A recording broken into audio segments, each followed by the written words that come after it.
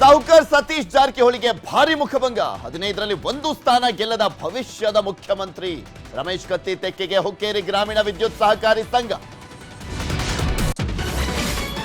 ಮಲಪ್ರಭಾ ಸಕ್ಕರೆ ಕಾರ್ಖಾನೆ ಚುನಾವಣೆ ಎಲ್ಲ 15 ಸ್ಥಾನಗಳಲ್ಲಿ ಚನ್ನರಾಜ್ ಹಟ್ಟಿಹೊಳಿ ಬೆಂಬಲಿಗರ ಗೆಲುವು ಸಚಿವೆ ಹೆಬ್ಬಾಳ್ಕರ್ ಟೀಮ್ನಿಂದ ಸಂಭ್ರಮಾಚರಣೆ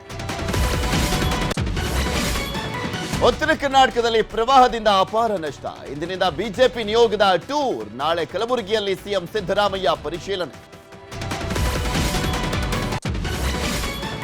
ಬಳ್ಳೂಟ ಕಾರ್ಖಾನೆ ವಿಚಾರದಲ್ಲಿ ಸೆಟಲ್ಮೆಂಟ್ ಆಗಿದೆ ಸಚಿವ ತಂಗಡಗಿ ವಿರುದ್ಧ ದಡೇಸಗೂರು ಆರೋಪ ದಡೇಸಗೂರ್ಗೆ ಮಿನಿಸ್ಟರ್ ತಿರುಗೇಟು